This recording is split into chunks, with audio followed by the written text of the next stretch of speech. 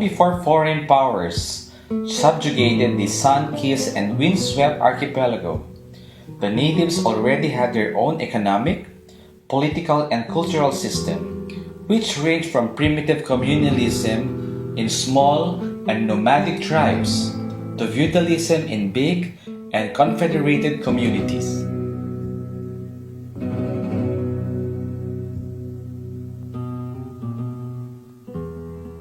There was already a vibrant interaction with traders and migrants from the Srivijaya Confederacy of Sumatra in the 18th century and from Java during the Majapahit rule in the 13th century. Arabs from Muslim bastions in the so-called Indies also found their way into the archipelago. Chinese traders likewise brought their merchandise, a contact which commenced in the 1066 BC during the Chu dynasty, and which continued through the Tang, Song, and Ming dynasty from the 17th century to the 15th century. Seafaring natives likewise sailed to China, bringing them with tropical goods. Indian, Arabic, and Chinese influences subsisted in the pre-colonial Philippines. This was evident in the creative indigenization of infusions from the foreign elements and in the excellent preservation of the essentials of local costume. Chinese barter introduced sleeve jackets, long skirts, and loose trousers, as well as robes, slippers, and umbrellas. Chinese silk colors were combined with local colors. Traditionally geometric local design system were blended with the curvilinear patterns of Chinese and Arabic art. Indigenous ideas of symmetry and technical quality absorbed Indian textile arts.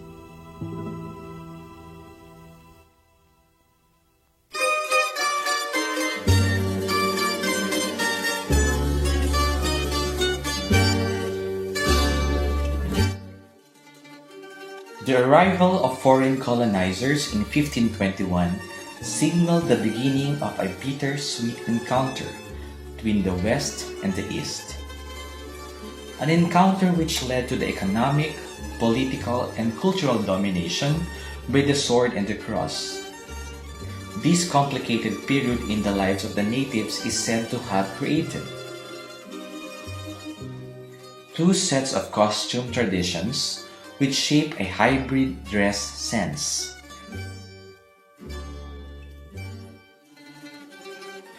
The tradition-inspired native costume and the drastically introduced lavish foreign one.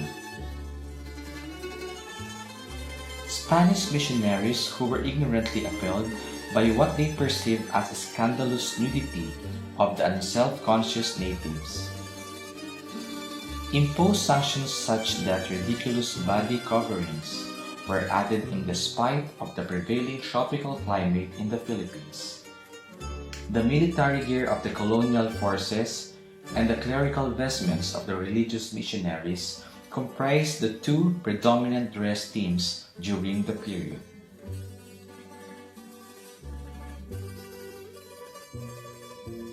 Accustomed as they were to the two-season tropical climate, the subjugated native preferred to wear practical and functional clothes.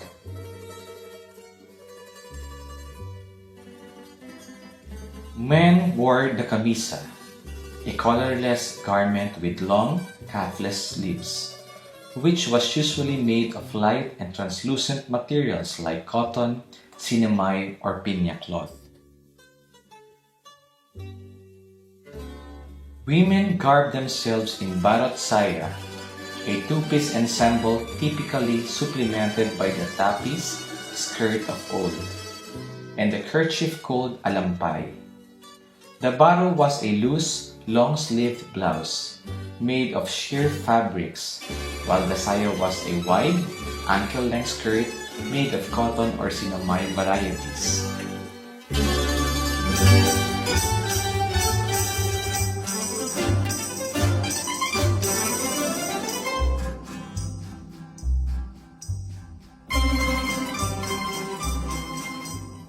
galleon trade between Manila and Acapulco from 1565 to 1815 did not only mark the dawning of global mercantilism and commerce. Acapulco would receive premium goods from the east shipped by trade wind-dependent galleons, which also ferried some of the West's finest wares to Manila. Silk and dyes from the Asia territories were traded for European wool, linen, carpets, porcelain, and jewelry. Along with the new customs came the heavily draped and somber-colored European attire preferred by Spanish colonizers whose tastes and sensibilities went against the hot and humid environment of the conquered isles.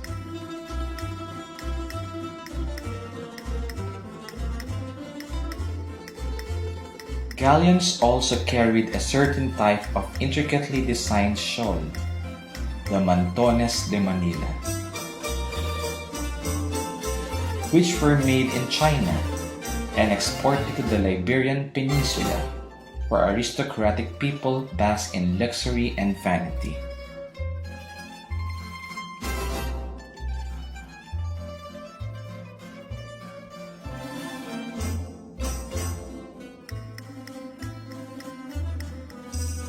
Philippine costume never lost its indigenous elements, despite the Castilian ostentatious bias for European attire.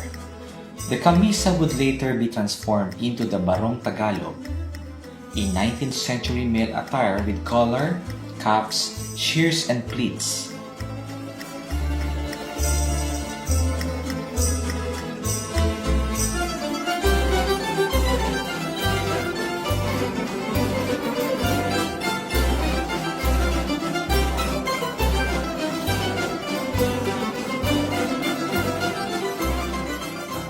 The barot saya would later evolve into Maria Clara, a four-piece costume which includes the collarless waist-length bell-sleeves camisa, the bubble-shaped floor-length saya, the stiff neck covering panuelo, and the knee-length tapis.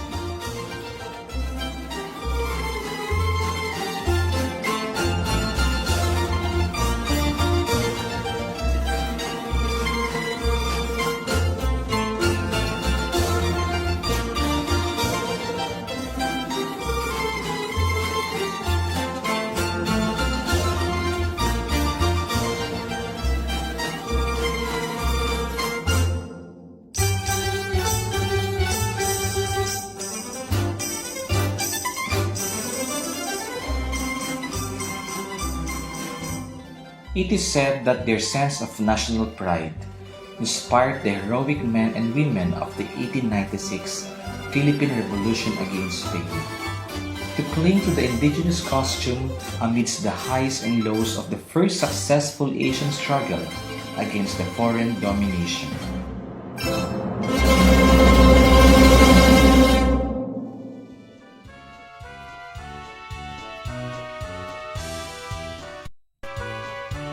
American invaders who bought the archipelago from Spain in 1898 introduced new trends in ordinary and formal wear in the Philippines.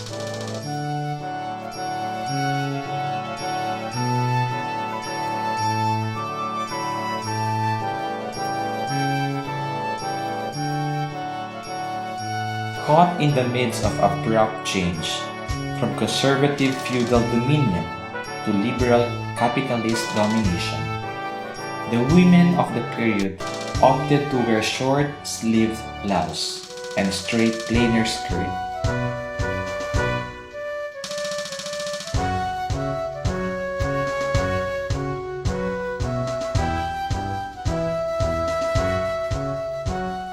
The massive influx of American and other foreign goods brought by ships made Manila Bay a busy commercial destination.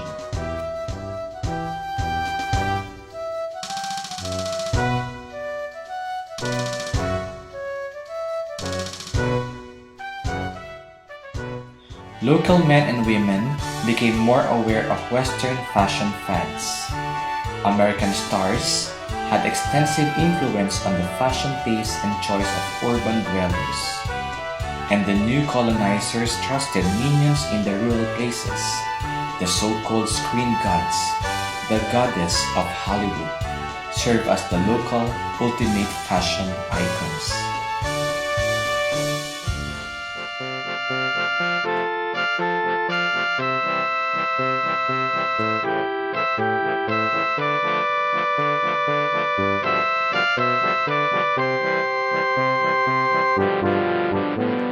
Local beauties who took part in the famed Manila Carnival and who vied for the title Miss Philippines were either dressed in the terno or in costumes that reflect the splendors of Egyptian, Turkish, or Russian attires.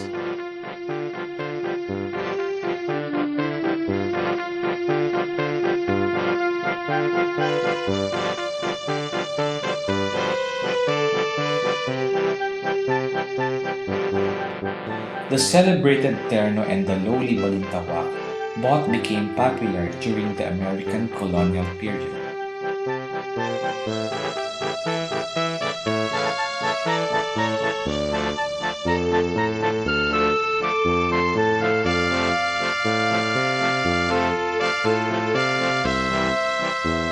These and other older versions of Philippine costume did survive the onslaught of Japanese imperial colonizers during the Second World War.